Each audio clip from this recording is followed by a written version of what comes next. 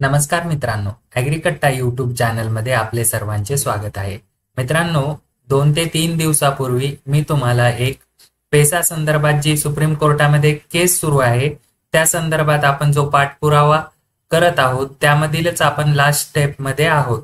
म्हणजे आपण आता शेवटचे पर्याय वापरणार आहोत.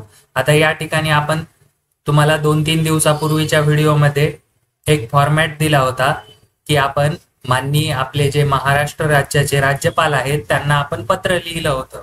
ते पत्र त्यामध्ये काही सजेशन असतील तर तुम्हाला सुचवा म्हणून सांगितलं होतं. पण मित्रांनो, अद्याप कोणीही काही रिप्लाय केलेला नाही. म्हणजे आपण लिहिलेले पत्र बरोबर आहे असे समजून मी पुढची प्रक्रिया करत आहे. तर मी ईमेल करतो आहे मित्रांनो आणि तुम्हालाही माहिती शेअर करतो आहे. तुम्हीही जशास तसा ईमेल हा मी तुम्हाला ईमेल ॲड्रेस पण देणार आहे माननीय गव्हर्नर साहेबांचा, म्हणजे राज्यपाल साहेबांचा.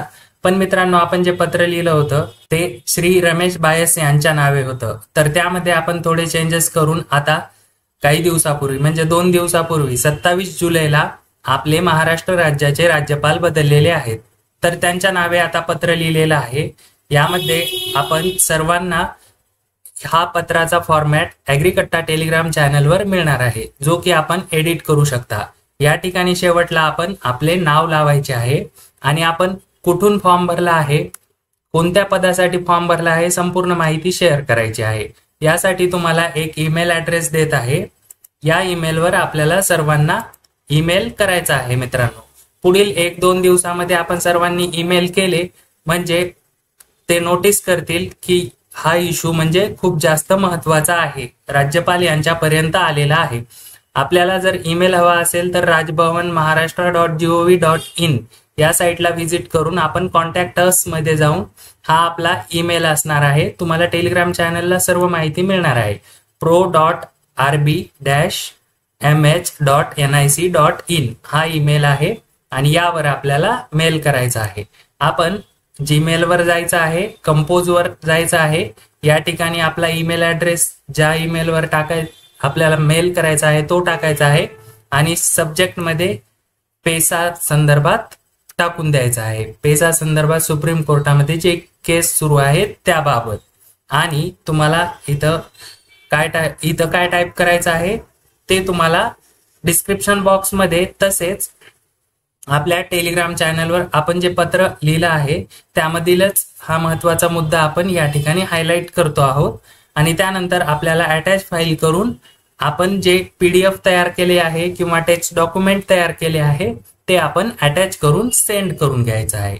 मित्रांनो, ही संपूर्ण स्टेप बाय स्टेप आपण ह्या स्टेप्स फॉलो करायच्या आहेत आणि राज्यपाल यांना हे पत्र गेलंच पाहिजे. आपले जेवढे विद्यार्थी आहेत त्या विद्यार्थ्यांना हा व्हिडिओ शेअर करा आणि जास्तीत जास्त संख्येने हा ईमेल पाठवा. म्हणजे ते लवकरात लवकर ऍक्शन घेतील, काहीतरी मार्ग सुचवतील किंवा पर्याय काढतील. जर या केस बद्दल लवकरात लवकर निकाल नाही लागला तर आपल्याला सुप्रीम कोर्टाने तर 5 ऑगस्ट तारीख दिलेली आहे, पण ही टेंटेटिव्ह आहे, कम्प्युटर जनरेटेड आहे. 100% त्या तारखेला निकाल लागेल किंवा त्यावर हिअरिंग होईलच असे कोणीही सांगू शकणार नाही.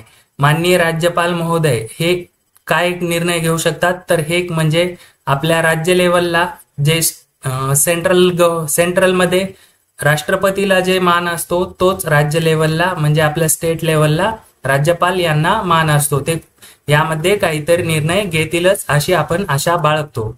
मित्रांनो, अशाच महत्वपूर्ण आणि माहितीपूर्ण व्हिडिओसाठी ॲग्रीकट्टा यूट्यूब चॅनल सबस्क्राईब करून ठेवा आणि PDF मटेरियलसाठी टेलिग्राम चॅनल जॉईन करून ठेवा. आणि हा ईमेल करायला विसरू नका. मित्रांनो, जे आपले विद्यार्थी बांधव आहेत जे पेसा क्षेत्रामध्ये ज्यांनी अप्लाय केलं आहे अशा विद्यार्थ्यांपर्यंत हा व्हिडिओ शेअर करा. धन्यवाद.